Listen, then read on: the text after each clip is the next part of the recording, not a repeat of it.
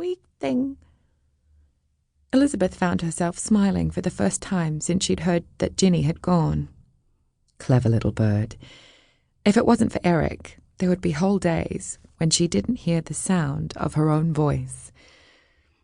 She sometimes joked around with him in different accents.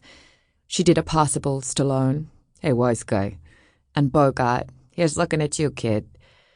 It was hard to tell how amusing he found her, but she enjoyed hearing him repeat these phrases.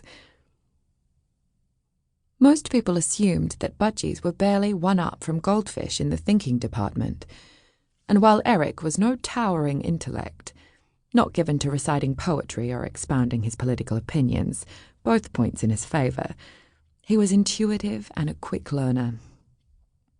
He wasn't just a feathered echo chamber. He had excellent recall for phrases as well as tone and nuance, and often added consoling little tuts. Sometimes he would rub his head against Elizabeth's knuckle in a show of spontaneous affection, and she knew that, in his own budgie-ish way, Eric loved her. In the past, she had considered getting a female to keep him company, but was unsure how she would feel about Eric lavishing his attentions on a lady friend. Now that she had a firm grip on her emotions, she could be strong for Ginny's family. She would find words of comfort for them and offer a shoulder to cry on for Ginny's children, Adam and Polly. She would deliver the eulogy, which she had worked on late into the night, with emotion but without tears. She didn't want to impose the rawness of her grief on anyone. Privately, she wondered if she would ever get over this loss. After a lifetime of friendship, it was difficult to imagine a world without Ginny. Eric normally lived in a large palatial cage on a stand, and she transferred him to a smaller cage for the trip, fixing the latch carefully. "Come on, young man," she said. "We're going on a road trip." His tiny eyes brightened. There was nothing he loved more than a car trip. It was the closest he came to flying. "I can't bear it, I can't bear it," he chirped. "That's all behind us now, sweet thing," explained Elizabeth, making a note to teach him a fresh phrase on the road. He had a Siri-like ability to pick up phrases and could be tricky to reprogram. It wouldn't do for him to repeat this one in Paul's hearing. She walked around the house one more time, glancing briefly into each room. She'd lived in this house for more than 40 years.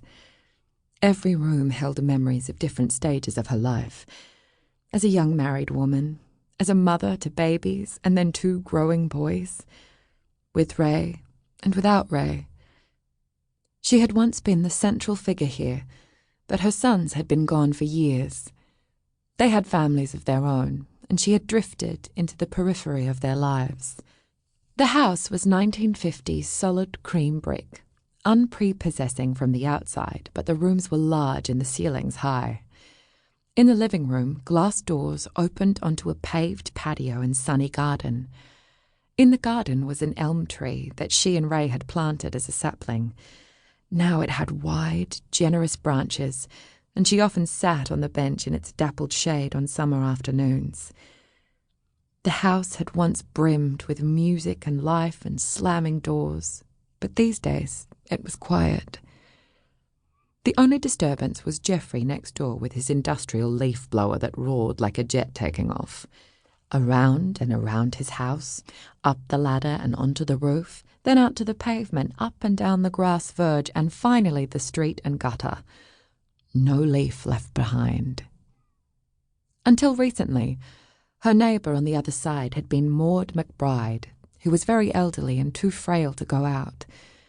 By prior arrangement, Maud would hang a gaudy souvenir tea towel from Fiji in her front window when she needed Elizabeth to shop for her, change a light bulb, take out her rubbish, or track down a strange smell in the kitchen, of which there were many. She'd recently gone into care, and Elizabeth was surprised how much she missed her, or perhaps missed being needed. The house had been empty for a while, but now there was a new resident, a young man with dreadlocks who kept putting his bins out in front of Elizabeth's house. She hadn't spoken to him yet, but had left a couple of terse notes.